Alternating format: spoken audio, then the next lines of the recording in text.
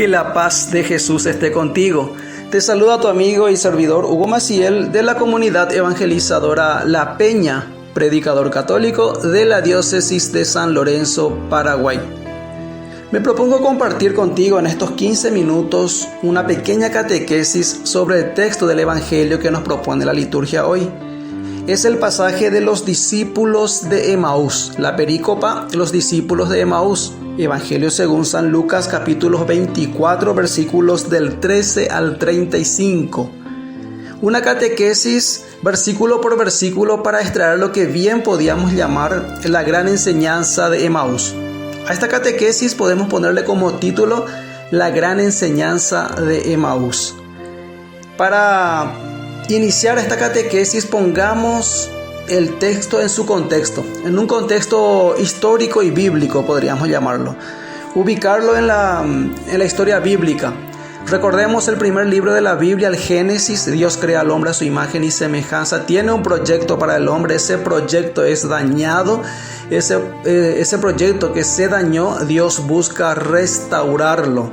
Es lo que se sucede a lo largo de la historia de la Biblia. Es el plan de salvación, el proyecto de Dios y la Biblia en su totalidad. Es la historia del hombre visto desde los ojos de Dios. Ese es el libro de la revelación. Esa es la historia. Es tu historia, es mi historia. Es la historia bíblica. En ese contexto de las Sagradas Escrituras sucede lo siguiente. Dios, que expulsó al hombre del jardín del Edén porque el hombre había fallado con Dios. El hombre es expulsado y desde aquel momento el hombre anda errante por el mundo buscando esa felicidad que había perdido, la felicidad que tenía en el Edén. Ahí había paz, había amor y tenía la presencia de Dios el hombre, había felicidad. Todo eso el hombre perdió. El hombre siempre estuvo en búsqueda constante de Dios. También Dios quiso recuperar esa amistad con su creación más perfecta, que es el hombre. Que cuando lo creó dijo, y vio Dios que todo lo que había hecho era muy bueno.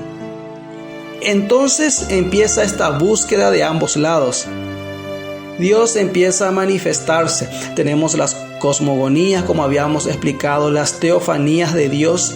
El hecho es que Dios, en primera instancia, porque estamos en tiempo de Pascua, vamos a leerlo, vamos a ubicar el texto en su contexto en clave pascual. Dios hace una primera Pascua. Nosotros hoy decimos feliz Pascua de Resurrección. Cristo Jesús es nuestra Pascua.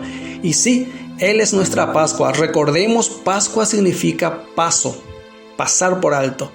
De hecho, la primera Pascua es liderada por Moisés. Moisés libera, y acá está la clave en esta palabra, Moisés libera al pueblo de Israel de la esclavitud de Egipto, el pueblo que estaba sometido a la esclavitud de Egipto. Moisés lo libera, o sea, Dios, el brazo de Dios lo libera, pero de la mano de Moisés. Entonces Moisés, y también hay una referencia a la Pascua al decir el cruce del Mar Rojo.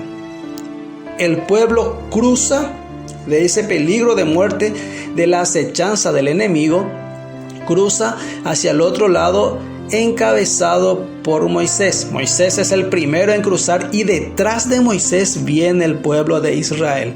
Entonces Moisés es el que lidera esa primera Pascua. La segunda Pascua, la Pascua cristiana, Cristo es nuestra Pascua. Decimos ¿por qué? Porque Cristo es el que lidera. En la catequesis anterior que les había compartido sobre Pascua, hablábamos que Cristo Jesús es nuestra primicia. Nosotros somos la cosecha, Él es nuestra primicia. Él es el primero en hacer ese paso de la muerte a la vida. El primero en libertarnos. Moisés, el libertador del Antiguo Testamento, Jesús, el libertador del Nuevo Testamento. Haciendo una lectura rápida de los discípulos de Emaús y entendiendo esto de la palabra clave que dijimos, libertador, vamos a entender algo que sucede con los discípulos de Emaús. Aquel mismo día 2 discípulos parten a un pueblo llamado Emaús, que dista a 70 estadios de Jerusalén, y conversaban entre sí todo lo que había pasado. Mientras conversaban y discutían, el mismo Jesús se acercó a ellos y se puso a caminar a su lado, pero sus ojos estaban como incapacitados para reconocerle. Él les preguntó: ¿de qué vais discutiendo por el camino? Ellos se pararon con aire entristecido. Los ojos de ellos estaban velados. Algo les impedía reconocer a Jesús. Dijimos que lo que impedía que ellos reconocieran a Jesús era la tristeza, el desgano, la desesperanza. En eso estaban sumidos ellos. Vamos a ver que se va a producir un contraste después del encuentro con Jesús, porque a la ida a Emaús ellos van con aire entristecido. Luego de encontrarse con Jesús y volver a Jerusalén, el aire cambia. Ya no es un aire entristecido con el que vuelven. Pero ¿qué sucede? ¿Por qué cambia? Uno de ellos, llamado Cleofás, le respondió: ¿eres tú el único residente en Jerusalén que no se ha enterado de lo que ha pasado aquí en estos días? Él les dijo: ¿qué ha ocurrido? Ellos le contestaron: lo de Jesús el Nazoreo, un profeta poderoso en obras y palabras a los ojos de Dios y de todo el pueblo. Le preguntan a Jesús: ¿eres tú el único? Evidente que no reconocían a Jesús. Él era el personaje de quien ellos le estaban hablando. Como había dicho en la reflexión anterior, le estaban dando un curso de cristología al propio Cristo. Jesús pregunta, como desentendiéndose: ¿y qué ha pasado? ¿Qué pasó? Ellos contestan: como nuestros sumos sacerdotes y magistrados lo condenaron a muerte y lo crucificaron. Acá viene la clave del texto, la gran enseñanza. Nosotros esperábamos que iba a ser Él quien libertaría a Israel, pero con todas estas cosas llevamos ya 3 días desde que eso pasó. El caso es que algunas mujeres de las nuestras nos han sobresaltado porque fueron de madrugada al sepulcro y al no hallar su cuerpo vinieron diciendo que incluso habían visto una aparición de ángeles que decían que estaba vivo. Fueron también algunos de los nuestros y al sepulcro y lo hallaron tal como las mujeres habían dicho, pero a él no lo vieron. ¿Cuál es la razón por la cual ellos van con aire entristecido? ¿Por qué van tristes ellos? Es que ellos se formaron una idea de Jesús que dice el mismo texto: nosotros pensábamos, o sea, teníamos un pensamiento, teníamos una idea, teníamos un programa, teníamos un proyecto. La idea es, el programa, el proyecto es que Él libertaría al pueblo de Israel.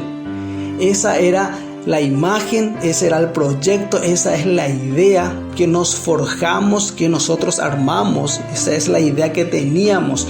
Nosotros pensábamos, dice el texto, que Él era así, que Él era esto que nosotros armamos en nuestra idea, en nuestro proyecto.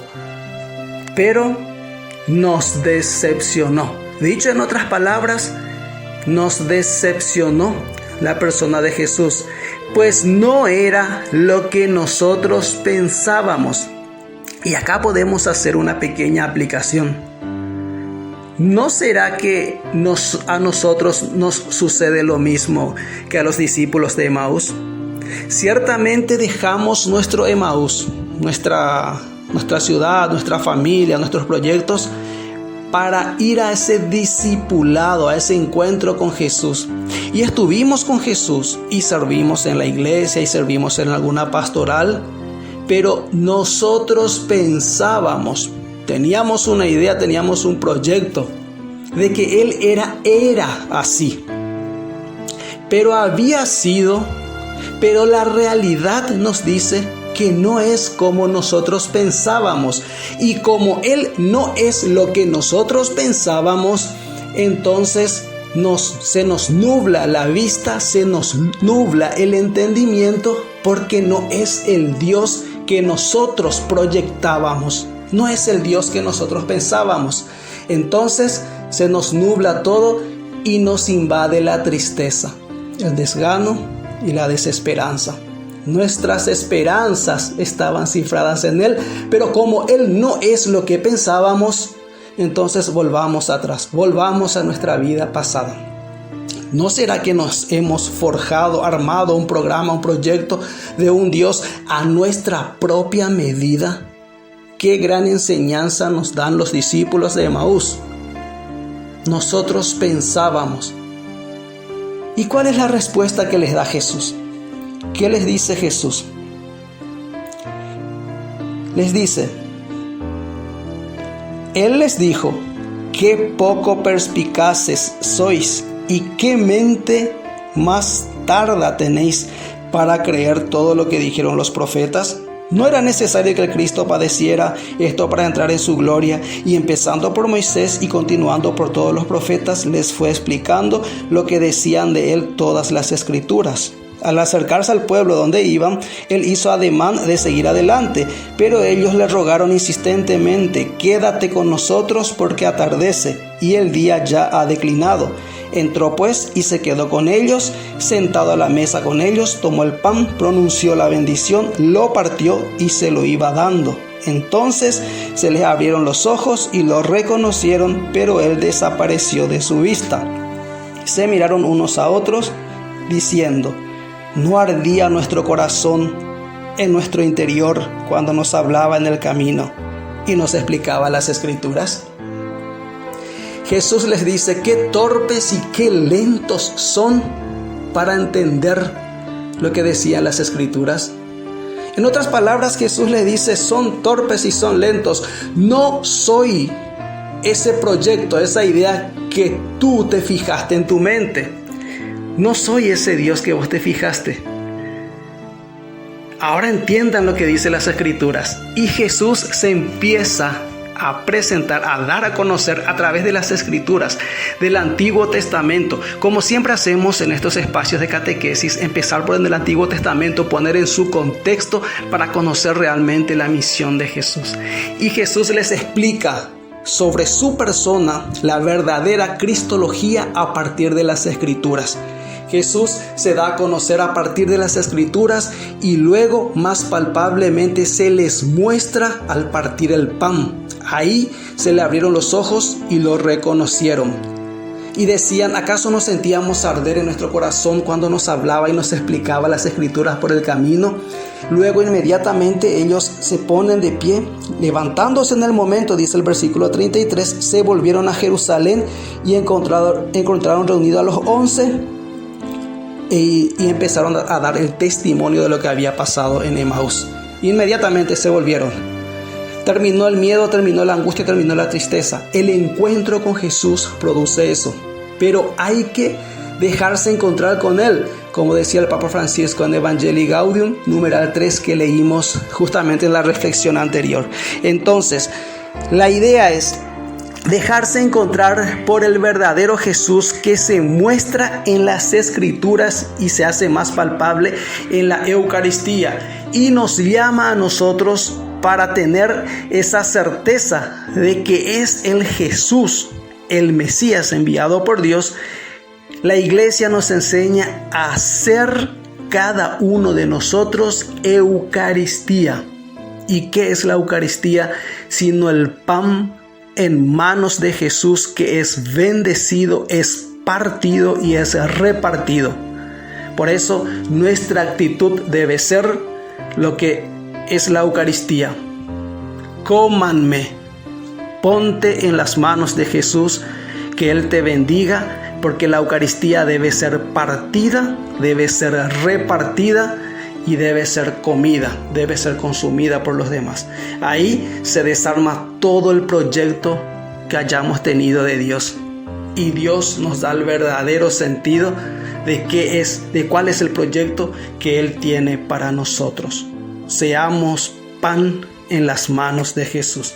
Seamos Eucaristía. Cómanme, Esa es nuestra actitud.